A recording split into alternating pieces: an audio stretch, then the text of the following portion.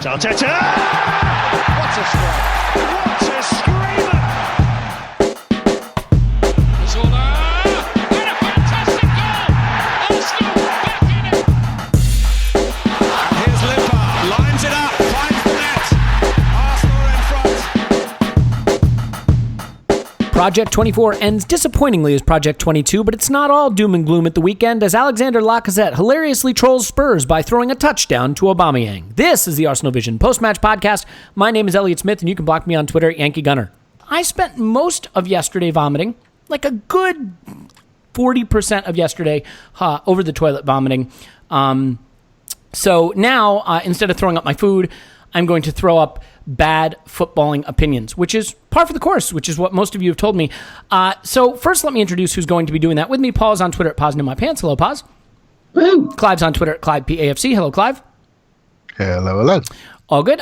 So a couple of things, quick housekeeping. I forgot there is a Carabao Cup game this week, which means we're going to have to do a podcast on Thursday, which means trying to get in the Spotlight episode is going to be next to impossible. But we will do it. We will do it next week, just not this week. So I apologize for that. We will do the In the Spotlight episode on, drumroll, Granit Xhaka. We wanted to do it on a former player, but the votes came in as wanting to do it on a current player. So the current player is going to be Granit Xhaka.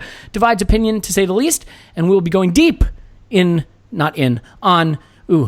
Xhaka in the Spotlight episode. So quick caveat before we get started. Look, this is a podcast we do after every single match. And the job of this podcast is to analyze the match, to analyze the performance. It wouldn't be very fun to just say, well, it's a process. Let's give it time. Let's see how it goes. We have to draw some conclusions, make some analysis. Some of it's complimentary. We've been on a great winning run. Some of it, I think in this game, we're going to have to be a little bit critical of decisions and performances. And that's sort of the job of analyzing every match. So I think it's important just to remember that we're not, jumping to massive final conclusions here, but we are going to throw out what we think. Of course, we'll try to do it in a balanced, measured, and circumspect way. So with that said, Paul, should we sack Emery? Look, it's a process. And are you talking from the bottom of a well? What happened? Did you lose your microphone, man? I know. Testing. No, you sound terrible. You sound like you're coming through your computer speakers. Keep going. Keep doing it. It's fine. Okay. Yeah. So it's a process. You can't really overanalyze these matches. In fact, you shouldn't analyze this one. But that aside, no, I think we should keep Emery. But I must say I have a certain sympathy for your view expressed a couple of weeks ago that looking for definitive indications that the system we're changing to has kicked in.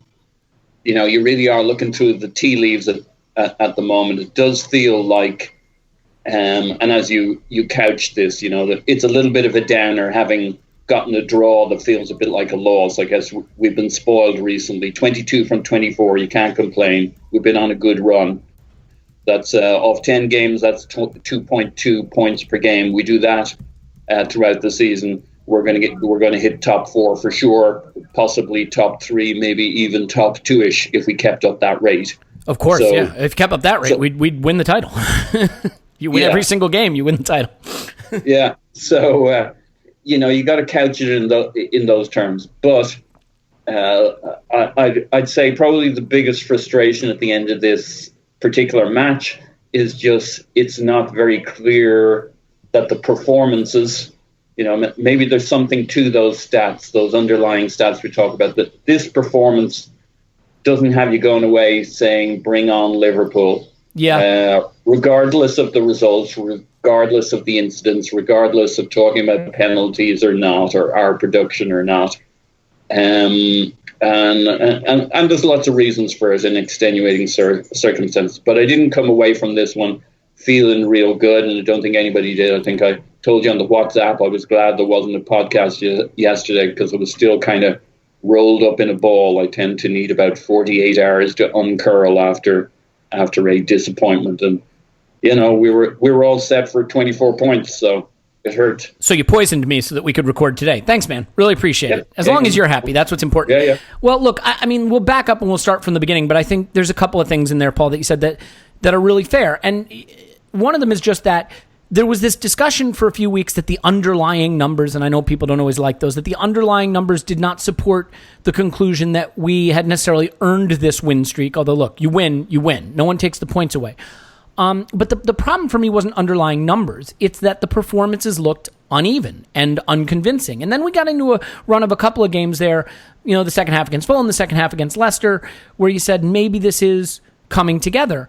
For me, I always expected that Emery was going to have trouble turning around the defense because the personnel just isn't very good, let alone the system we've been playing in for years.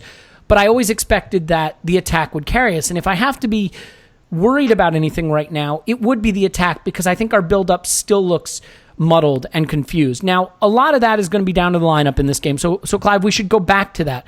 I mean, he starts with Granit Xhaka at left back. He's got Lichtsteiner at right back. This is a system that if we've learned anything about it, it's that it really depends on build-up through the wings, and the fullbacks are involved in it. And so without Hector Bellerin, who's been fantastic at that part of the game, without Nacho Monreal or Kolasinac, both of whom have excelled, especially as we've been left side dominant, this was always going to be difficult. For you, is the single biggest problem with this match simply that the fullback situation prevented us from playing the way we wanted to? I think that's part of it, and I think taking one of our best centre midfielders, that's a debate, and we'll debate that in the spotlight. In Xhaka moving out, that takes away a level of control in the centre of the pitch. It takes away a level of build-up from central areas. And then you have a situation where we are very much a fullback-based team. I don't like using this phrase, but you know what I'm going to say. Working from the half space, creating space on the outside, and then building up play that side. Creating overloads, cross, instant passing, goal. So once you take out the key cog, you then say to yourself, okay, what have we got left? And we managed to get a 2-goal burst, and we nearly won this game, although I do think a draw is a fair result. And sometimes when you get to a minor disappointment, which we can all sort of breathe and accept, we get to that minor disappointment, and basically I feel, what does this do to our heads? Where does this take us, right? So we're basically trying to be really quite patient. We're basically trying to say, okay, are we starting to see the start of ceilings? Are we starting to see the key influences when they're not there? Are we starting to see the underlying player set, and how far can they take us? And that's where my head is going. I think what Emery has done over these previous games has been absolutely fantastic, and I think he's focused on hard work, the basics, the fundamentals, the instant play, much more direct, much quicker passing, more forward passing, and much more competitiveness off the ball. And we've seen the results, right? So, but now we're starting to expose another layer of player that's affecting our pattern. And I think if we are sensible people, which we are, I like to think, as we look forward to January, I think for me, this starts to highlight where we need to supplement this squad and potentially make upgrades if we are to really see Emery's style be repeated week on week on week. Yeah, no, I absolutely agree with you. I think, look, again, I cannot emphasize this strongly enough. 22 out of 24 points is brilliant. I think we did really well. I think we are on this podcast to analyze what happened in this game and draw some conclusions from this game, and then how that relates to the wider situation at the club. And so we have to do that. And I think there are little issues that pop up here. I mean, obviously having no fullbacks that are either natural fullbacks or still in their early 30s was a problem in this game. I think there were some good things. I'm glad Leno kept his place. I think he deserved it, and he did. But Paul, Socrates did not get back in the side. Now, he's just back fit. So maybe that was the issue, but it was Mustafi and Holding. I think Holding has maybe sort of just about earned the right to keep his place, but the guy who now has said, well, wait a minute, I want to throw my hat back into the ring of being dropped is Mustafi. You have really done a good job identifying this, Paul, which is just, it's not that he's a bad player, it's that he is a player who does a bad thing, a terribly, terribly bad thing just occasionally too often. And, you give away 2 penalties away, you're going to really struggle to win a game. Mustafi's penalty is rash. It's the kind of thing we're used to seeing him do, that dive in, throw a leg in when he shouldn't. How did you feel about his performance overall, and where do you stand on him based on the way he played in this game? Yeah, I mean, Mustafi is going to Mustafi about every 3 games, it seems. He gets a lot of flack when he Mustafi's 2 games in a row, but it seems at the moment it's it's maybe every 3 games he throws in a Mustafi. He actually did a similar sliding tackle on Zaha like 5-10 minutes before that, I think, in the game. But I guess no real candidate for a penalty there. And then there was the other one where he clipped the guy early on as well on the edge of the box, which was, unnecessary, even if not a penalty. So it seemed like today was the day he was determined to do it. I thought overall his performance was okay. But you can't extract the Mustafis from it, unfortunately. So that's really the issue with him, though, isn't it? I mean, yeah. You can be a 6 out of 10 defender as long as you don't, gift them a goal once every game or other game or every 3 games. I mean, Mustafi might be an 8 out of 10 or 7 out of 10 defender, which would be fine, but he's giving away a goal every couple of games. So, I mean, the interesting thing is, sliding in, getting off his feet is fundamental to his game. And I'm not a centre-back coach or anything like it. And, there are all those people who say he needs to stay on his feet basically for almost every situation. But that's not his game. You're not signing a centre-back, I don't think, with Mustafi. You're signing a sliding centre-back. That's his game. So you put him in the team, that's what you're going to get. Lots of it. He used it as a proactive tool, and one would like to think that the pluses outweigh the minuses, except with the risk-reward, that's not always the best scenario when you're talking about centre-backs, because it's hard to make it up in volume with the positives versus the negatives. So it's a difficult balance. I'm not sure what to make of him. Does he do enough good to balance that out? It doesn't feel like it, because a penalty is a goal. So it's hard to make... Yeah. Sure. I was going to say, just in addition to what you're saying there, Paul, the thing that I think frustrates people about Mustafi's mistakes is they come out of nowhere. Yeah. Right? So we're in the game, we're doing okay, there's a little bit defending to do, and bang, where's that come from? Do you know what I mean? Yeah. If you think back to the Sergio Aguero one against City, it's kicked down the middle, decision, bang, he's in on goal, we concede, we lose the cup final. I sometimes think when a player makes a mistake based on the stress he's put under or how he's exposed, which was a big issue for our centre backs over the last 5 years. But when I see this mistake, this is a decision in the penalty box when we are defending en masse, and the decision was made. And the guy snuck up on him. He didn't mean to take him. The guy snuck up on him. But that's what he felt he should do in that decision. And I've always said this. One more thing, mate. I've got a question for you, though. This guy is a blown-up fullback. He's a fullback that lost speed, and they used his aggression in the centre of defence. Fullbacks can tend to go to ground. When he goes into collisions, he's stretching. He feels physically challenged. When he's sharp, he tends to stay on his feet more. When he's under duress, he feels physically challenged, and he needs to make up the distances by going to ground quick and sharp. It's a habit he's got into that can be perceived as rash. But for me, it's the playing style. And the playing style, that robustness about his playing style, can work on occasions. In the one tackle you're going to get booked type league that we're developing into in the Premier League, I'm not sure it works. Stand-up defenders like Laporta and Stones, who stand up lean, physically in charge like Van Dijk, tall, strong defenders, quick in the challenge, quick on the ball, they're the ones that give the perception of, I've got this space under control. When I look at Mustafi, I see a defender on his physical edge that some days does a great job on that edge, but every now and again there's something that's absolutely, totally inexplicable that does not belie his overall performance. Yeah, and I mean, look, I'm going to do something out of the ordinary here. I'm going to defend Mustafi in one respect. I watched him give away that penalty over and over and over again because I'm like, this guy is such an idiot. And the only thing that I see that gives me pause is the ball's there for him to clear. It's in the penalty box, in a dangerous area. He sees it there. If he lunges at it, he can clear it. I don't think the player is in his eye line. I think he's slightly behind him. So he lunges thinking, I'm just going to kick this clear.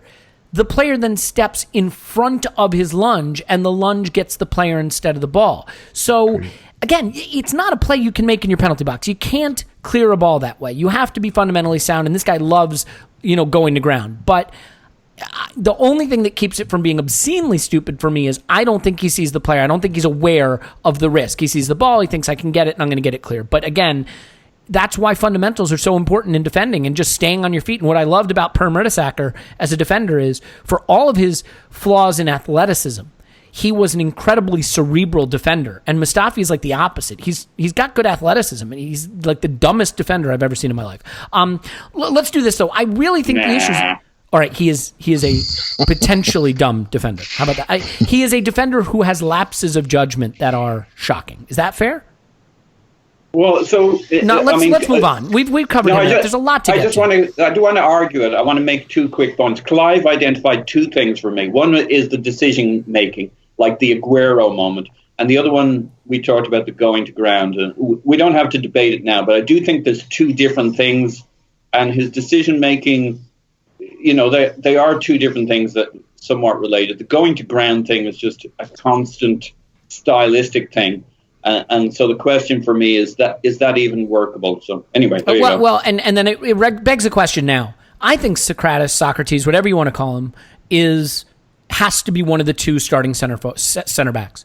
So the question is it Holding or Mustafi? And on balance, I think Mustafi is a better defender than Holding and a much better passer. But Holding probably just about puts us in the shit a little bit less than Mustafi does. So I have no idea where the manager's going to go with that, or head coach. So, but Paul, the issue that I want to get to, because I think it is ultimately the bigger issue, this team is only ever going to be so good defensively with the people that it can put on the pitch, especially without fullbacks. But it should be better in attack. The buildup was really bad, and if you want to see something really intelligent that played out just as he described it, go to that Gooner's timeline, PM, at that Gooner, and look at his write-up after the Leicester game, where he said sort of familiar problems, and I'm thinking familiar problems, you picked a weird game for that, mate. This was a great win in the second half. But he identified some of the problems we have accessing central spaces in build-up and the way we use wide spaces, and it was really interesting as I read it, because everything he talked about was an issue in this game. So you got Guendouzi and Torreira, you have good ball progression there, you should, and yet the departments were so separate. As Clive always talks about distances, the distances were bad in this game. The forwards were disconnected from the attack.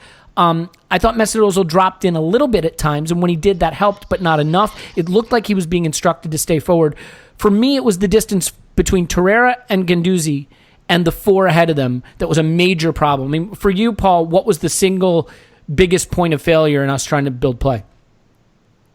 So, yeah, I think there's a few pieces. So Leno's passing was super clean. He was like 97, 98%. So he was passing out nice and clean and getting it to whoever he wanted to get it to. Torreira's passing was in the 90s too. Guendouzi was in the 80s. Guendouzi's a very busy player. So like sometimes you'll have an argument with somebody on Twitter about how he performed or his play, and they'll say, oh, well, his stats, this, that, and the other. It's kind of a little bit of the, I don't want to set everybody off. I'm not saying to the Coquelin haters he's like a Coquelin, but he has a bit of that. You can just name me. You can just name check me when you say that, Yeah. Okay. So he's a very busy player. I like him a lot. I don't know, and what I will say in the favor of Torreira and Guendouzi is they're very feisty. And we certainly had the energy to take on their midfield. I think we got the upper hand of it in many ways in terms of the battle itself, which we haven't always had in previous years.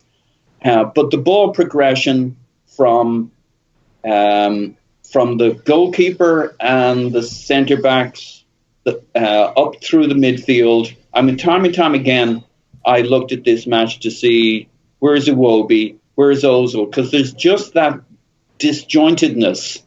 And you're wondering, why isn't one of them coming deeper to form a 3? They're always that other side of the line. They're leaving it to Torreira and Guendouzi.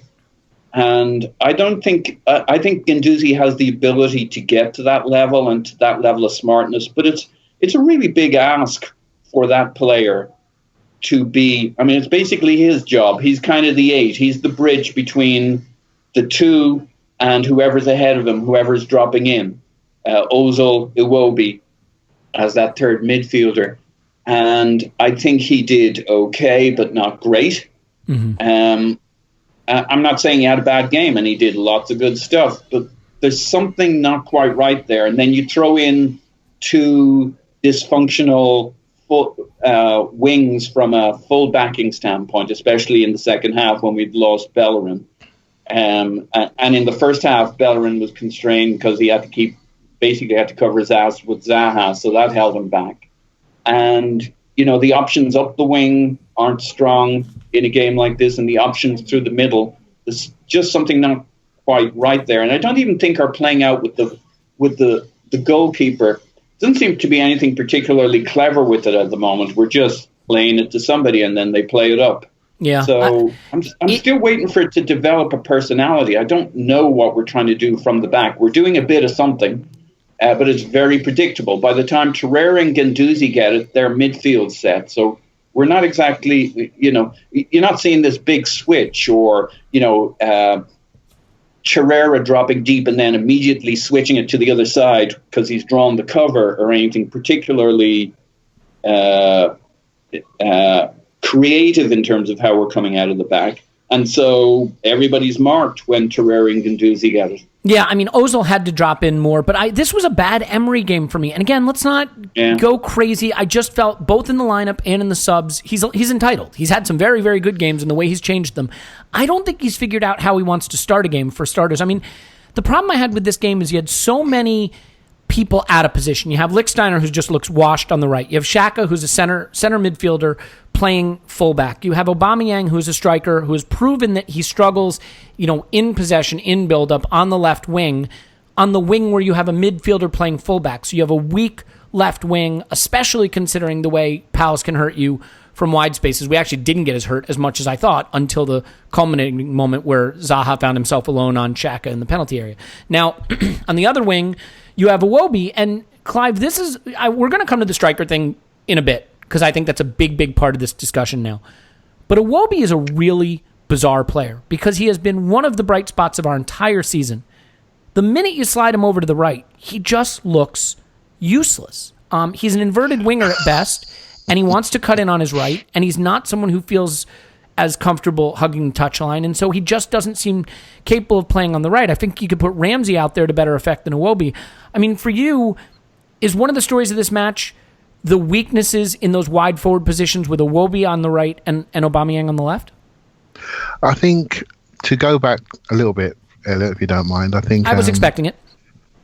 Yeah, I think we touched on it. We talk about distances, right? And we talk about defensive distances. We talk about offensive distances. And the thing that keeps a team compact and our distances nice and tight and consistent is energy, right? So this was the third game in 6 days, right? And I felt we lost a bit of energy. And sometimes when you watch a game from the top of the terraces, right? It's a game of meters. When you watch a game from pitch level, you realize it's a game of inches. It really is. Can I create the 1 yard to move, to create the angle, to receive the ball, to receive the next ball? And when we flow really well, like our length of the pitch goals, everybody is in exactly the right place and the right body shape for the next pass. And that's why it looks so wonderful. The moment you lose some energy, the moment you lose some distances, the moment you lose, people start to think. We go back to a little bit like last year's Arsenal when we didn't flow. We weren't so direct. We were holding the ball on too long, for example. And this is why I think with the substitutions, what he tried to add was energy, because he recognised on the third game we were lacking energy. So he forsook some control players to add some energy against a team that was growing in confidence and were out-energising us. He tried to counteract that. And I think that is just the failing that we had. It was just a variable too many. If we had our left backs in place, I'm sure maybe some of those earlier moves would have executed better. If we had Xhaka in the midfield, I'm sure we'd have had longer periods of control. If it wasn't the third game in less than 6 days, I'm sure we'd have had more energy, which would have led to better distances, better offensive control. When we lose the ball, we wouldn't have transition because our distances would be closer. And so it's interesting in this game, there's a little bit of a debate around should we have fouled earlier. And the reason why we're talking about this is because transitions were appearing deeper in our half and we weren't getting them into the middle of the pitch. It comes back to Potentially Guendouzi and Torreira's positioning, them getting to know each other. And if Guendouzi's got a fault, he's a little bit of a drifter off the ball. He just creates a bit of distances in wide areas. And I think that's easily fixed because he's on the ball personality. He's really, really good. But he's 19 and he's not consistent in his game shape yet. Whereas Xhaka, 25, captain of his country, he knows where to stand. He knows where to be. He knows where not to be exposed. And he's learned that over many, many years. So I just feel it was one variable too many that cost us in this game. But it didn't cost us all the points. It just cost us a couple. And I can live with that. Yeah. Can I ask Clive a quick question? I'd prefer you did. Yeah, please do.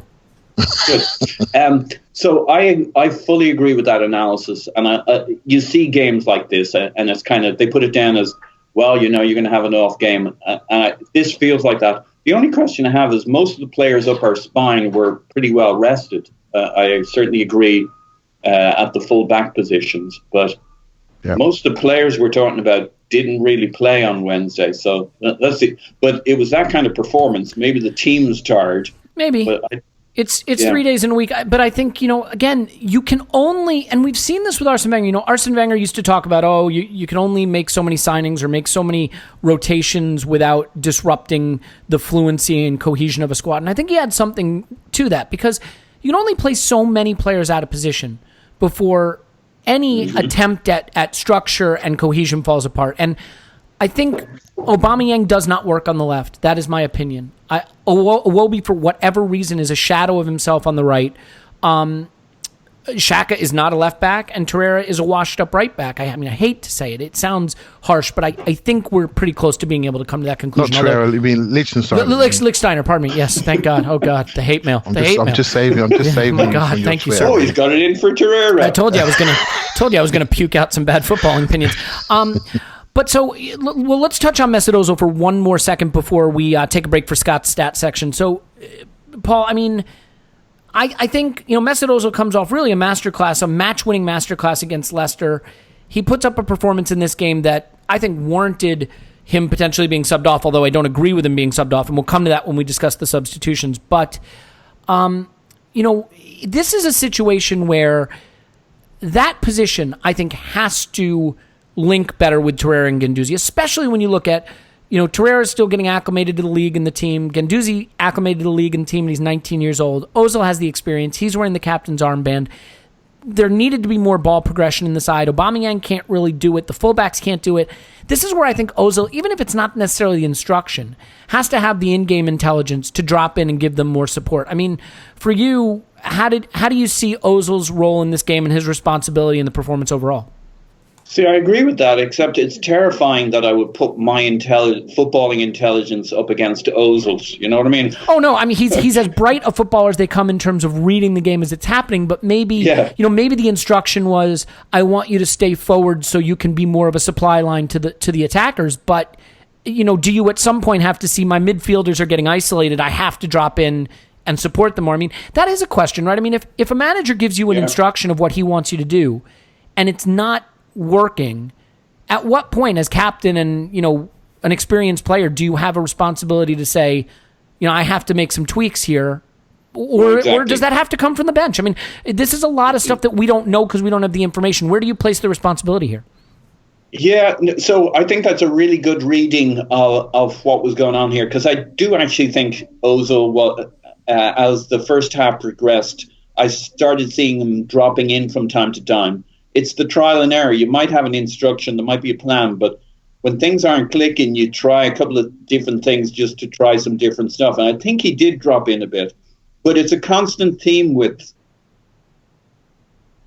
and that's why I kind of feel, how do you second guess a player who's so intelligent about a game, and on the other hand can't be any less frustrated. We saw his frustration than we are when we see it. So I wonder what the bridging element is. One must assume he's where he is, doing what he's supposed to be doing. So who's supposed to be making that connection? To your point, if it's not working, you try something different. But that's why I feel kind of it's the Guendouzi role. the one thing Xhaka had done in the last couple of games was he was finally, Clive presented Xhaka as the guy who's got the position thing down and knows how that role's played. And we were pretty frustrated with the Xhaka-Ozil connection until quite recently. They seem to have kind of worked that out, and then suddenly here we do this switch.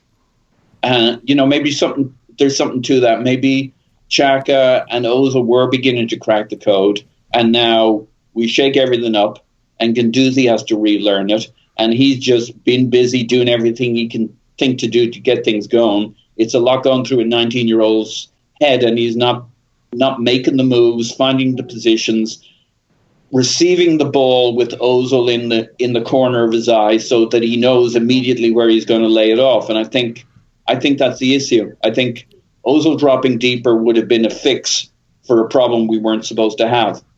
Yeah, I guess, you know what, Paul? Like, for me, we had 7 shots. I think 2 on target. Yeah. It's not good enough. And nope. the person who's principally responsible for creating those opportunities is Mesut Ozil. And maybe that's a little unfair for it to all fall on his shoulders. But ultimately, if we only have 7 shots in the game... I think it is unfair, though. I do definitely think it's unfair. I liked what he tried to do in the first half. It wasn't one of those where I felt he wasn't where he's supposed to be doing, trying to do what he was supposed to do. We had no cutbacks. We had no width. Well, we had no width. I totally agree with that. And if there's one little thing you can glean from the system under Emery so far is that we do want to get into the half spaces, into the wing spaces in the attacking third and pull the ball back. And we never got into those positions. I think we had a couple of chances off in transition. The Lacazette had the one chance that he latched onto on the stretch and missed it. And then Bellerin had a really good chance, but he just sort of slapped at it from inside the penalty area instead of sliding it to an open Aubameyang. But that was really it. Clive, why don't you finish up on this topic? Because what I want to do is squeeze in Scott and spend the remainder of the podcast really on the 2 big issues for me, the substitutions and the striker situation. So what final thoughts on this? Okay, I know. So if you watch the Liverpool game, the Leicester game, I think if you watched him there, he came deep and he also ran beyond Lacazette. And this is his cleverness, right? He made the pitch big after a couple of early runs in the second half, and then he dropped in and started and set up the Bellerin pass for Aubameyang's goal. He's a very smart player. He creates a game shape all of his own, and not every day he can create relationships like he wants to create. He needs other people to create them with, and so many of those people weren't on the pitch, particularly in the wide areas, right? So I'll give him that. What I look for with him, and I didn't see this game live, so I've got a bit of a loose connection to it. What I look for him is his competitiveness and his assertiveness to get on the ball and his desire to really take ownership. When I see that, I don't worry. I don't worry. I like to see him shaping the game. I like to see him coming deep. I don't see it as a criticism because that's what he feels he should do.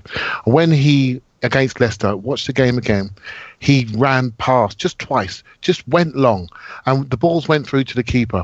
But immediately, their back 4 stepped back, and we controlled the game from there on. They never got out of their half from that moment onwards, because they were now pushed back. We took over, and that's how you control the game of football, by dynamic movement into areas where they don't want it to be. So again, I didn't feel this game, so I'm not going to say what he did this time, but I don't see that as a failing. I just see that as something that he feels he should do. Now, what I look for then is those relationships and partnerships, and I look for his assertiveness. And I'll leave that to you guys to comment on how assertive he was. But sure. I didn't really feel that he had that. I didn't think he dominated in that way. And it's very difficult to have 2 10 out of 10s in a row. No, and by the way, I don't, it's hard because if you don't say, anytime you say anything other than Mesut Ozil was, a magisterial, brilliant genius on the pitch, people say, you have it in for Mesut Ozil. Mesut Ozil is not going to be evaluated on the same scale of performances that the mere mortals are, because he isn't a mere mortal. And we've seen that he's not a mere mortal, and I don't think it's unfair to Mesut Ozil to evaluate him on a slightly different scale. And oh, by the way, when the ball progression is this poor, when you get 7 shots in a game against Palace, you have to start to look at where that broke down. And for me, it broke down a little in the distances between the central midfield and the attacking 4, and maybe Ozil could have bridged that gap a little bit. I certainly think the Iwobi and Aubameyang thing played a big part in it. I certainly think the fullback thing played a big part in it, and the slack had to get picked up somewhere. Ozil is the one who's talented enough to pick up the slack. He didn't, and that's problematic. So, I mean, it is what it is. By the way, I would not have subbed him off. And when we come to the subs, we'll talk about this because the game was getting a little more stretched. They had to chase the game. I thought the subs cost us this game. So we'll come on to that in a moment. Let's get Scott in here to give us the stats that undermine the arguments we've been making, as always. Then we'll come back. We're going to finish off with discussing substitutions and the striker situation going forward. Stay with us.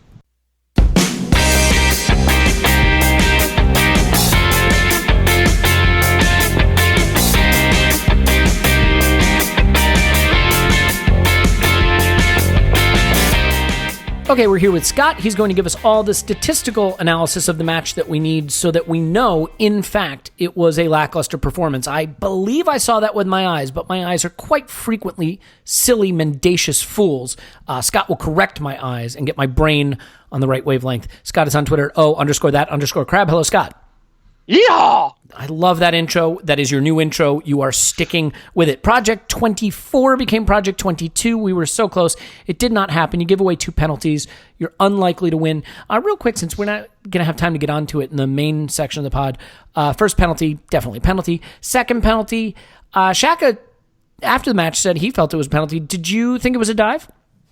So I think it can be a dive, but also a foul at the same time. He left the leg out there. You can't do that. But then Zaha dove over it, and really sold the contact. Probably a foul, still a dive to be able to buy it. Yeah, I mean, it's bad defending from Xhaka. And again, he's a center midfielder defending in his box against a very, very tricky attacking player. But you don't hang the leg. Once you hang the leg, you give the guy a chance to go over it. So I agree with you. I think it's a dive over a hanging leg, which, if the leg's hanging, it's tough for the ref not to call it.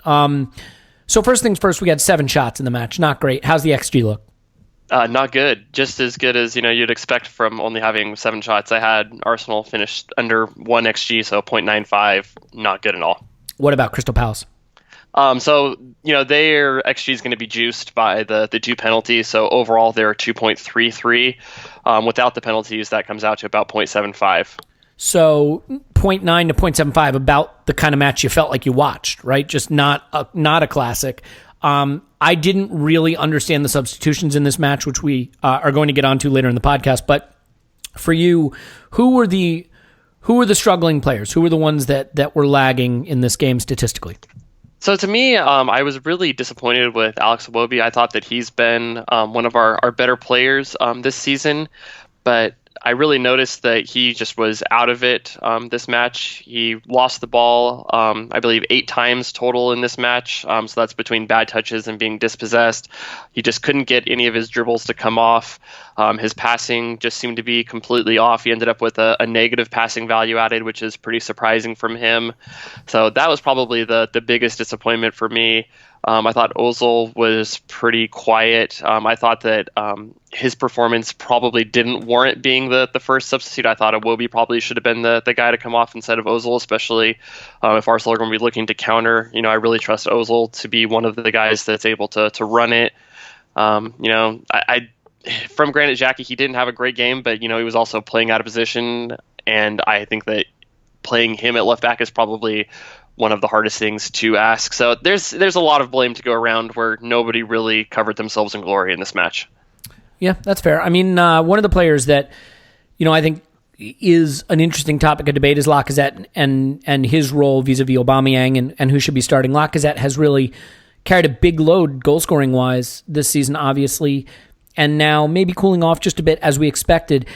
Any chance we can dive in a little to sort of the regression to the mean thing that might be happening? So Lacazette was scoring with getting 50% of his shots on target and scoring with all of them, or some crazy number like that. Are we starting to see him regressing to, I'm not saying bad numbers, but numbers that are more within line of what we'd expect from a player? Yeah, so after a couple kind of quiet games, his numbers have definitely come back down to earth. So I have him at 3.8 XG overall against 4 goals, so pretty much right on the money. And right now I believe he's at about 40% of his shots on target. Let's see, I got it right here in front of me. 44% on target, on target, 44% of those shots being converted, which is, a slightly better than league average, but not hugely. You look at the people around him, and there's definitely going to be better finishers, at least for right now. His shot placement actually has rated pretty well, but overall he is not finishing at the super hot amount that we liked earlier in the season. Yeah, and I mean, again, no one would have expected him to stay on that pace, and the pace he's on now is not bad. It's just that now if he's regressing to the pace that's more what we'd expect him to be at as a very, very good player, but at this pace, does he warrant keeping the center forward position as his own? I mean, do you have any opinion on how Emery should be handling that?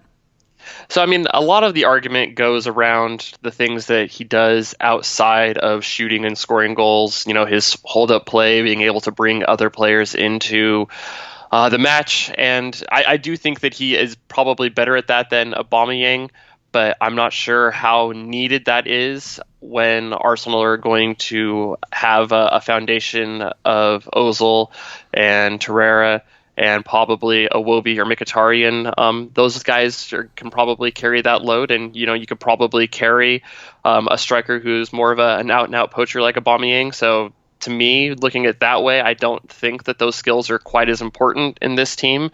I think if you had something like a Liverpool where you had two more forwards instead of attacking midfielders on the wings, having a player like Firmino or Lacazette who's able to do some of the other work, I think that is more important. But I don't believe the way Arsenal is built that those skills are quite as important. I think it's more important to have a pure goal scorer in the middle. Yeah, and I got to tell you, I mean, people invoke Firmino as an analog for Lacazette and what he does in buildup. And I just think that that's, at best inaccurate, and at worst, I think it's a little deceptive. Because first of all, Firmino isn't really being deployed as their number 9. It's a false 9 role that he plays. Especially because they play in a 4-3-3 where they don't really have a number 10. Like Arsenal would, so there's a lot more of that space for him to drop into, where Arsenal, they are going to play with a more traditional 10 in the 4-2-3-1. And two true goal-scoring forwards on either side of him. I mean, Mane and Salah want to get into the box, beat a man, and score a goal. We don't have any of that. I mean, you could say Aubameyang is playing kind of like that, but that's never traditionally been what he does, certainly not with the ball at his feet. Iwobi, Ramsey, Mkhitaryan maybe, but I mean, we do not have those players, and Lacazette is playing in a 4-2-3-1. Yeah, so I mean, if we had a different system, I could see the argument for Lacazette over Aubameyang, but I don't think in the system that Emery wants to play that argument is holding water, especially now that Lacazette isn't going through a giant purple patch where he is finishing everything that he shoots. Yeah, and again, it's not... The thing that's hard about this is it can come across as saying, oh, Lacazette's not good. That's not the issue. Nobody's saying that. And I just don't think you can compare a guy who plays false 9 in a 4-3-3 to a guy who plays lone striker in a 4-2-3-1.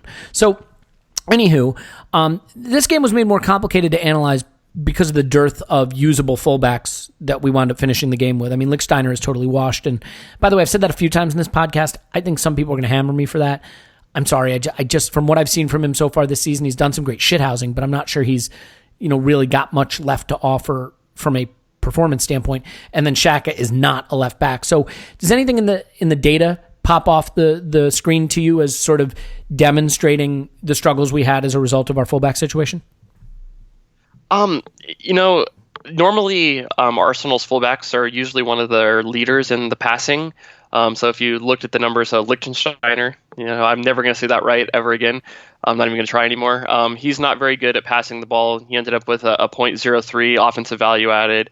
Xhaka probably had one of his worst performances from an offensive value added status because he just doesn't look comfortable on the left, or at least as a left back. To me, it almost looked like his one-footedness is even more exposed from there, where he doesn't have has the sideline there next to him, so he can't, just spray the ball to the left. So he actually had a negative .12. Hector Bellerin, in his short time on the pitch, or his half on the pitch, was a negative for himself too. So he looked like he was starting to struggle towards the end with his injury. It's tough, especially when Arsenal depends so much on their fullbacks to be able to provide width and to provide an out ball to be able to build the play. Yeah, for me. Every time I want to draw some conclusions from this game, I come back to the fullback situation, and it makes it hard. I mean, I think Iwobi had a bad game on the right, but you say would have had a better game if he had a more dynamic partner in Hector Bellerin overlapping with him. I mean, any conclusion you draw, Aubameyang I don't think is great on the left wing, but having Granit Xhaka there to not pull defenders over more on the overlap may cause a problem. So it's just exactly, because I don't think Xhaka provided one overlap all game. Having Aubameyang protecting him made him probably look worse as a defender. Not that he needed help doing that. Yeah, there's just fullback crisis right now is in full mode, and it's bad. Yeah, the great fullback crisis is back, and you have Mustafi doing Mustafi stuff, which doesn't help. Giving away 2 penalties in a game, very, very hard to win when that happens. As far as Guendouzi, I mean, he gets the start with Torreira, not under ideal situations given what we've already discussed about the lineup, but on the whole, I mean, does his play look as sort of uninspired? Again, I'm a huge Guendouzi fan, and I think criticism of him in this situation would be harsh, but statistically, was the play kind of uninspired from his standpoint? Yeah, it doesn't show up as anything great in the numbers. I know one of the things that I've always talked about that Xhaka provides that is really hard to replace in this team is his ability to connect the midfield to the final third. And it was really obvious in the numbers that Arsenal didn't have a player to do that. Guendouzi was somewhat close. I think he had between 4 and 6 final third entries, where typically Granit Xhaka is over 10, almost 11 per 90 minutes. So that was something that was really obvious in this match. Arsenal really controlled possession in the middle third, but Crystal Palace actually ended up having more final third touches, more touches in the box. So it's really, really bad when you're not able to turn any of that possession into dangerous attacks. And I think that was one of the things that really hurt Arsenal. Yeah. Well, I mean, this was disappointing. I mean, just from an emotional standpoint, I mean, Project 24 was an exciting idea. We got 22 out of 24 points. Do you come away from it, as crazy as it sounds, get 22 from 24 points plus all the other wins we strung along in the other cup competitions? Do you come away from this maybe feeling less confident than you might have, given that some of the underlying performances and lineup issues and squad rotational issues have maybe not? Let me rephrase this, since I'm not going anywhere and I was dribbling into a cul-de-sac there. If you told me we got 22 from the next 24 points when this started, I would have said, well, it's not 24, but God, we must be really firing on all cylinders, looking really good, and finally looking like we've clicked under Emery. I'm not sure you can say that's the case. So I guess what I'm asking is, do you have the requisite confidence you would have expected to have based on the run we've been on? Yeah, so I think I'm in that same boat where, if you'd have told me in the beginning we got 22 points out of 24, I would have been ecstatic, because that's really good. It usually probably means that you're playing well. But for long stretches of this run, Arsenal haven't played well. I was starting to get a little bit optimistic, seeing as that Arsenal put together 3 pretty good matches where they seem to be kind of clicking, kind of buying into what Emery's doing on offense. And then this one comes in and it's just a stinker. There are mitigating circumstances for this. Giving up 2 penalties is going to make things look a lot worse than what it was. Without those 2 penalties, maybe things are a bit better. But Crystal Palace still put a lot of pressure on there. I think it was hard to watch this and say that Arsenal were a better team in this, because I really don't think they were. And that's tough to see, especially with Liverpool coming up on the weekend. I think it's going to be tough on tomorrow. I think you almost have to punt that game, especially with the injury crisis that's going on right now. And you really need to focus on Liverpool and trying to really get things back on track and figure out what was wrong against Crystal Palace and figure out how to get that offense back clicking. Yeah. Yeah, well, that's well said. And I think we can probably leave it there. I would just ask you this. I will skip the Blackpool game for a second. We may get time to do a preview for Liverpool after the Blackpool match, but just in case we don't, do you have an early look at what your model expects as a result from that match? I haven't run things yet. I haven't updated it for the new data that's come in this weekend. So I don't have it yet. I'll have something on Friday, a full post, and probably a good stats preview on the short fuse. Yeah. Okay, well, we'll look forward to that. Scott's on Twitter at _that_crap. Thanks, Scott. Thank you. All right, here's what we're going to do. We're going to take a break, and when we come back, we are going to talk about the substitutions and the center forward conundrum. So stay with us. There's a lot more to go on the Arsenal Vision post-match podcast.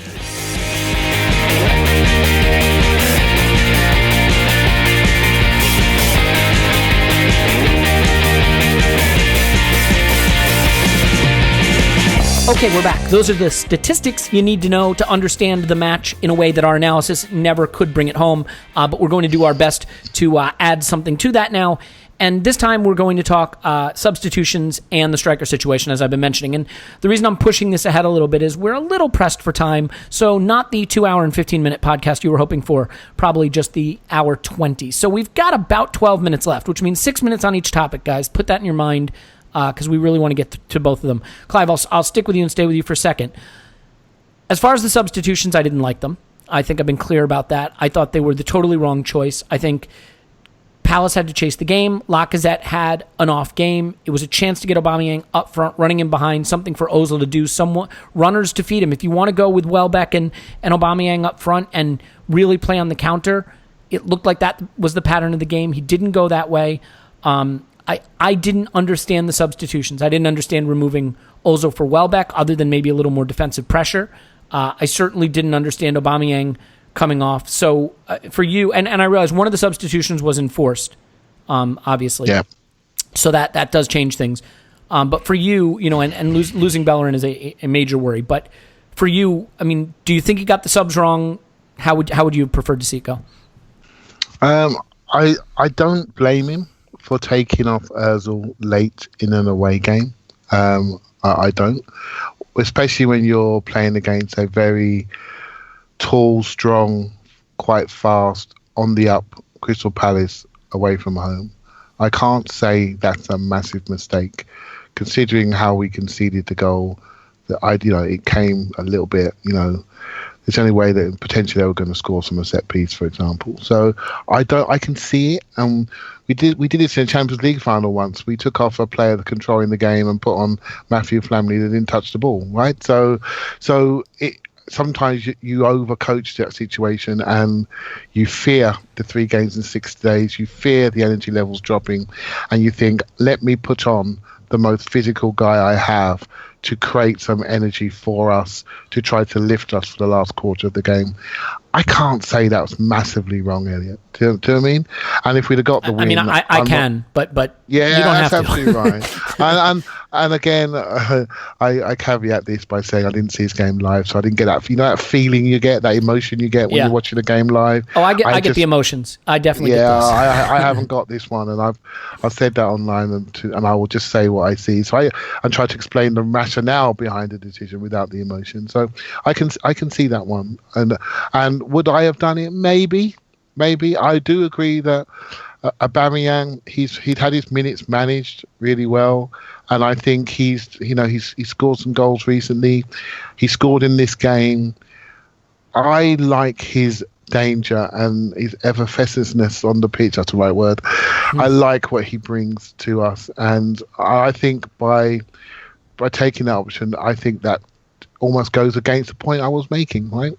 If you're going to go energetic, then be energetic. Right? Make sure you keep the energy on the pitch. So I think he maybe made a mistake there. But again, that's all based in hindsight. And by bringing on players, he brought on Welbeck and he brought on, is it Ramsey, if I remember rightly? Yep. Ramsey for Oba. And I'm saying to you right now, they are 2 massive runners that control game with effort and work rate, the sort of players you potentially bring on to secure a result. Right, and I know Yuckel was but I want to see your point. I just don't. I don't. It's not that I don't see it. I don't agree with it. Point, but I want you to see. You can see it from his side. Right, put yourself in his situation. 3rd game in 6 days. We're running low on gas. He's put on 2 of the strongest runners we have for the last quarter of the game. I just want you to see the logic behind that. No, I get that. But so here's my thing, right? If you said to me, who are the players who are going to help me keep some control of this game and potentially take advantage of them pressing for an equalizer? Yep. I don't mind the Welbeck running. Maybe take off Lacazette, you're not going to be building play as much. You don't need the hold-up play as much. You don't need someone who's dropping in because we're not going to have as much possession in their attacking third. We hardly had it in their attacking third the whole game in terms of where we were possessing the ball. It was an off day for Lacazette. That's going to happen. So I would have taken him off for Welbeck and maybe let Welbeck play on the left where he can run and defend and harry and support Xhaka and let Aubameyang race in behind, give Ozil someone to latch onto.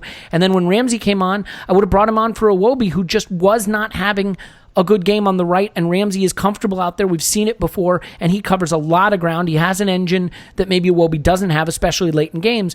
And I would have kept that threat of running him behind. I would have kept Ozil because Ozil is our best ball protector. When he's on the ball, he does not lose it. And that's how I would have gone. So I didn't understand. You know what, mate? I think that makes a hell of a lot of sense. All right. I think it really does.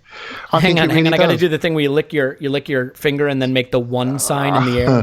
I think it makes it, given that Lacazette was involved in the goal we conceded, it makes a lot of sense, right? And I am a that big giveaway fan. was bad. Yeah, that was a bad giveaway. It's a bad decision. And although Ramsey's not a fan of it, I've always felt he was better on the right. I've always felt he was more Ljungberg than Lampard, and that's what he needs to define his game around. He's moved. Ljungberg was somebody who just got goal side, worked from the right. That's my starting position, and I'm going to end up in the box. And when it doesn't happen, I'm going to go back out to the right and protect my fullback and combine. He was an average football technically on the ball, but when he arrived in that box, he was technically perfect. That to me is Aaron Ramsey in the box with less time. Technically a much higher level than when he's got time in the centre of the pitch, and I like him coming from that right hand side, but he doesn't like it, and hence why he's not in the team right now. Yeah. So that would make a lot of made a lot of sense. So I can see it, but I can also see why Emery did it. Yeah. Okay. Fair enough. Let's get ready to wrap up on the subs so we can just spend 5 minutes on the striker situation. And by the way, just really quickly. We gave away 2 penalties in this match. Were they penalties? I mean, the Mustafi one I think certainly is. The second one, a lot of people are calling it a dive, but Xhaka hangs a leg. And when you hang a leg like that, it makes it really tough for the referee. He sees a leg hang out, and he sees a guy go over it. I think Xhaka, even after the match, said it was a penalty. It's just not the way you want to defend there. And while I could kill Xhaka for it, he should never be defending Wilfried Zaha in his box. So... it is what it is. That starts with Lacazette giving the ball away really poorly. So, I mean... Well, actually, what really bothered me about that one, Elliot, was if it's Mustafi's decision to go in but not go all the way in and clear the man out. Absolutely. And then as he's recovering, he has a stumble, which doesn't allow him to get close enough to Xhaka to give it a 2-on-1. Yeah, so Xhaka can't shield him. He has to try to take him on. He can't show him one way. He's now squared up, and it was just a combination of events which left Xhaka exposed against a £60 million double step over winger. Yeah, I mean a guy who's going to be at a big club sooner rather than later. So I have sympathy for Xhaka there, even though I don't always have sympathy for the way he defends in midfield in his own box against Zaha. I have sympathy. So Paul, I mean. Closing out the conversation quickly on substitutions, I mean, do you have anything to add to what Clive and I were discussing amongst ourselves? So my feeling during the game was kind of similar to yours. It felt a mistake when Ozil was coming off. He just felt like he had his head in the game for that part of it, for the taking care of the ball and for getting us up the field. The thing is, I understand Emery's logic. Did you just put your thumb over your microphone? Okay, there you go. You're back. Keep going. Yeah, sorry. I mean, Ramsey and Welbeck are much higher touch players than Aubameyang and Ozil, and we weren't busy. We were getting a little bit overrun through the game. So, I mean, Ozil had 10 touches in the second half in the time he was on. And, Aubameyang isn't always the most careful with the ball. I actually thought he was pretty decent in this game. I think he actually took care of the ball. But you could see why Welbeck and Ramsey would be seen as the busier, more industrious players. Welbeck defensively kind of does that Welbeck-Giroud role for set pieces and headers, etc. So I've sympathy for it, but I wasn't feeling it. I was feeling keeping Ozil on for sure, whatever about Aubameyang. Okay, so let me stay with you for this part for a second, and then I'll get to Clive, because I know Clive is going to lose his mind over this. But, we get 2 goals in this game. One is from a set piece, and it's just fucking brilliant from Xhaka. Okay, what else can you say? Yeah, he runs to the manager to celebrate fucking with him. howitzer. That's what I can say. The manager had encouraged him to try this more. He tries it, and it comes off quite brilliantly. And now, unfortunately, later in the match, he just hammered one over the bar when we needed something a little special. But that's another point. Okay, look. Aubameyang started the season as our striker. This conversation, I'm going to caveat it again. A lot of caveats this podcast. I love Lacazette. Brilliant fucking player. Thrilled he's at our club. Okay? Aubameyang starts the season as our center forward. Goes 2 matches. Should have won us the Chelsea match. But he's getting in those dangerous positions. Since he's arrived at Arsenal, no one has been involved in more goals than Alexander Lacazette. 22 in 23 games. He's only been outscored by Mohamed Salah in that time. Pardon me, Aubameyang. That's Aubameyang. Yep. All right. Just coming in to save you again. It was Aubameyang, right? So Aubameyang been involved in more goals than anybody else, only surpassed by Salah in terms of goals scored. He gets into those dangerous chances. He's areas. He scores the goal in this game quite brilliantly, finding the spot to be. He just always seems to know where the ball's going to be in the box. Taps home brilliantly. I don't think that's as easy a finish as people give it credit for, and he knew exactly how hard to hit it to get it 1 millimeter over the line. Good thinking, Aubameyang. From Lacazette's beautifully handled pass. But anyway, Lacazette got the job off of those first 2 losses, and he kept the job in part on his goals. He was scoring on every fucking shot. You can't take a striker out when he's in the kind of run of form that Lacazette was in. But he had some bad misses against, was it Sporting? Was it the Sporting game where he had the misses in midweek? Or am I going back? He had a... No. He had the sitter he missed against Leicester. Didn't matter. And then I think he had misses in one. He missed some goals, some chances, whatever. Anyway, in this game he wasn't great. He had the one where he was on the stretch and he didn't put it on net, and he just didn't have the best of games. Look, he's been brilliant. He is brilliant, but I am of the opinion that Aubameyang is overall, on the whole, in Europe, one of the best goal-scoring strikers in Europe. The record shows it. People talk about link-up play, hold-up play, I get it, but Aubameyang is a ruthless goal scorer, and his record, and people say, well, he hasn't done it in the Premier League. Well, yeah, he has, because only Mo Salah has outscored him since he's been here. My contention is that Aubameyang either needs to be starting at striker or dropped, unless we're going to play 2 up front. He is not a left winger. So, Paul, how would you go forward? Knowing we've got Liverpool next, how would you go forward with the striker situation? Well, it depends on whether we got any width, doesn't it? Because how did he score in this game? It was from a dead ball, but it was from coming wide and him ghosting in at the far post. So that's kind of his MO, his modus operandi. Look, the other thing you got to say about Lacazette is he got his chance. He earned keeping place. He's great at dropping deeper. And there is a rationale for Aubameyang coming in from one side as a second striker, ghosting in when we got cutbacks coming from the other side. The question is, against Liverpool, where are those cutbacks coming from? So first you got to tell me if we have any wingers. If we don't have anybody playing wide who's going to cut the ball back in, then it puts much more pressure on the decision to have both Aubameyang and Lacazette.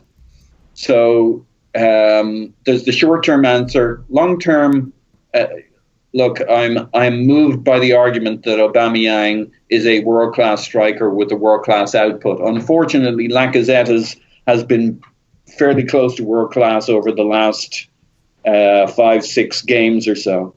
So it's just really hard for a coach to drop him. And yet, ironically, has been outscored by Aubameyang. I mean, it is what it is, right? but why has he? Because you could come up with all sorts of reasons, one of which is it ain't that bad having him ghosting in from one side. And, look at what Lacazette was willing to do to get Aubameyang a goal in this game, right? He will do it to him, physically threw it to him. He will prostitute himself. So I don't think this setup is optimum, don't get me wrong. But is it the best setup we have given the players we have, given that Lacazette's on a hot streak, perhaps? When Lacazette maybe drops his form a little bit and has a few average games, I want to see Aubameyang through the middle. But we're going to have a relearning process because nobody's played with Aubameyang through the middle since the first 2 games. So I'm not sure it's going to be all sweetness and light. No, that's fair. But a couple of things here. I mean, first of all, I think Lacazette's form has dropped a little bit, and I thought this game was, probably his worst of the season. And again, I'm not trying to kill him. He has been, if but not our did he best have a player, bad one of game? them. I thought he had a bad game. Yeah, I do. He had a reasonably presentable chance that he got his feet wrong and didn't convert it. He had the giveaway that cost us the was equal. Was that the one where the ball was like a little too far away from him? Just a little too far. Yeah, but I think it was one of those, he got his stride wrong. You know what I mean? He could have taken an extra step onto it, but he takes a longer stride. I mean, again, we know based on XG that none of these are sitters. I'm just saying he could do a little better there. Aubameyang is not the highest converting striker on the planet. What makes Aubameyang special is he gets more chances than anybody, and he converts them at about the expected rate. Look, Lacazette also had the giveaway that cost us the equalizer. Now, I'm not saying you have to give away a penalty just because you've given the ball away in the attacking third. And he did something similar against Chelsea when he came on. He was that's the exactly fellow right. who passed it back. So I'm like, ow. Anyway, again, though. I'm not killing Lacazette. It's not like I'm saying. What's really good, Elliot, is neither of them have been on tip-top form for the whole season. What's really good is when one of them slightly dips, the other one steps forward and scores. Yes. And I think I'm looking at them as a 2, and then the third striker is how we support them. Now, potentially we could be losing that third striker. We have an option of a young kid who potentially I think should go out on loan, and potentially that could be our upgrade in the January, or that could be something we do in the summer. So I think having the two, when we see the two of them losing that spark at the same time, Arsenal have problems. At this moment in time, Aubameyang scoring, he looks a little bit sharper than Lacazette. Just 2-3 games ago, Lacazette was carrying it and getting player of the month, etc., etc. Yeah, of course. So it will change, and the manager now, and probably which is where your angst is, the manager needs to recognise which one is hot and which one is not. At the weekend, in your opinion, he picked the wrong one, and I sort of can get that, and I sort of agree with you. Can I just adjust that statement, by the way, real quick? Of course you can. Look, I love Aubameyang. He's probably my favorite player in the team. Okay, I'm sorry. It is what it is. We all have favorites. I apologize for it. Like, people are mad at me for it. I can't help it. He's just a style of player that I absolutely adore. But I would have dropped him for this match. If you're gonna start Lacazette, play Iwobi on the left where he's been brilliant, and put Ramsey in on the right, or put Mkhitaryan on the right, and just don't play Aubameyang, and bring him in on 70 minutes when the defense is a little tired, and that burst of speed he has is something they just don't have their mind has slowed, their feet have slowed, and let him take advantage of that. Or swap him with Lacazette on 70 minutes and change the problem that the center backs have to solve, especially when you have a 1-goal lead and they have to attack you more, and leave Ozil on to play him in behind. We covered that already. This isn't me saying drop Lacazette and play Aubameyang as center forward. Would I prefer to see that? I think it's probably time, yes. But it is me saying don't play Aubameyang in left wing. Have Aubameyang either be your substitute center forward, or come on when you want to play 2 up front, or start him at center forward. I just don't think this role, and again, I realize even in this role he's scoring because he's such a prolific scorer, but this isn't a role that I think is good for the team as a whole. So, look, this is the problem. When you spend £110 million in 2 consecutive windows on world-class strikers, one who's exceptional and one who's even better than that, you wind up with issues like this, and they're good issues to have, but they can be destructive if you wind up shoehorning players in ways that are not contributory to the success of the overall squad. Is that fair? That's very fair, and okay. and I think it's fair. I think you've been very fair this whole way through, despite having favourites and admitting that it's not a problem. I just think, for once, I actually think the problem was in our fullback areas. That's the problem. Of course. I think we control this game significantly greater if we can move Xhaka into the middle of the pitch, share the game with Guendouzi. It's a much different dynamic then. And then you basically have fullbacks causing them problems in wide areas. So our fullbacks we had a couple of slow fullbacks that were stuck at home. We couldn't push them back. We lose control. A Mustafi team manages to get a couple of penalties and get a result. I can live with that. Very unfortunate to have 2 left backs out at the same time. And maybe the question we got to ask ourselves is around Kolasinac. Whenever we need him, he's not there. He's a second backup fullback that never seems to be available. It's a problem. He never seems to be available, and he's on. I know it's a free transfer, but he's on one of our 4th highest paid players. I think we've got to look at that situation and ask ourselves: are we getting value? Can we get value for him in the market and have something else which adds a bit of youth and dynamism and somebody that can defend in his own box? Right. So that decision's coming. Right. He's not available. And that annoys me when we really need him. Yeah, and by the way, just real quick, there are people who are going to say, Elliot, the one thing you don't see with Lacazette is how important he is to build up and link up play, and that's important. Aubameyang can go missing because he wants to run behind, and I get Aubameyang has a little of the Theo in him, where Lacazette has a little more of the Giroud in him, if you follow my analogy there. They're both better players than those comparisons.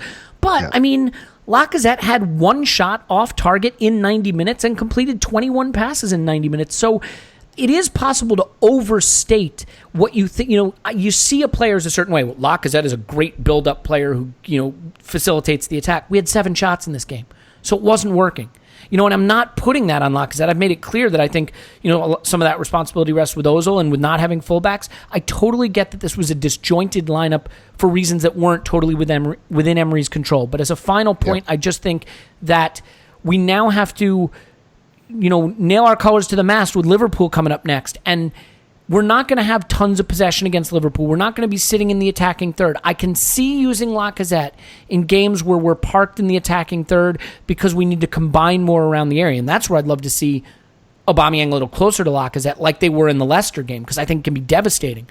But if we're going to be playing in transition a little, if the game's going to be a little more up and down the pitch against Liverpool, do you want the running that Aubameyang gives you? Someone for Mesut Ozil to feed it to. We've seen Mesut Ozil, thrive more with that kind of person to provide it to. You want them both, Elliot, because what you're going to find our players under more stress.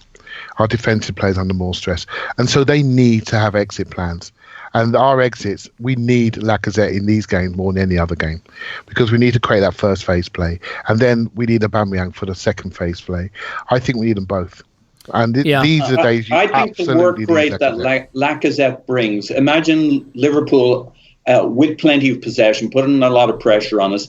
Lacazette is great at dropping into the midfield, nicking a ball, harrying people, running around. I mean, we shouldn't underestimate what he does for us out of possession. And then having Aubameyang hitting them on the counter up the wing. I see your point, Elliot, but then you're asking me to give up all these other things. And I'm with Clive. Do we have width? Do we have wingers? Changes how effective we're going to be. More so than committing to one striker or the other. Look at the chances that fell to Aubameyang in the Chelsea game, and they were all created from great wide play, especially down Bellerin's side. If we have neither Bellerin nor Nacho nor Kolasinac, you're right, it may not be a game for Aubameyang. I will say this. If it's Salah and Mane up against Xhaka and Lichtsteiner, this is all academic. So let's hope something gets figured out. I know we're up against a hard stop, and we really do have to go. So I'm going to thank Clive. Clive is on Twitter at ClivePAFC. Thank you, Clive. Thank you very much. Paul's on Twitter at Paz in My Pants. Thanks, Paz. We were supposed to announce the winner of the shirt competition today. We're out of time. We're going to do it after the Blackpool game anyway, because technically it was supposed to run all month, and the month isn't over until Wednesday. So Thursday is the perfect time to announce the winner. So you have another day to enter the shirt giveaway, and we will announce it on the post-Blackpool pod. So chance for Arsenal to get right, get an easy win, get the squad set up. Hopefully the fullbacks are back. And then we can look ahead to Liverpool. We'll do a preview on the pod. We'll do Tim's preview and all that. Thank you so much, as always, for listening. Sign up for our Patreon. You'll get Tim's preview. You'll get the In the Spotlight on Granit Xhaka next week. But even if you don't, we love you. We appreciate you for listening. We'll talk to you after Arsenal 10, Blackpool 0.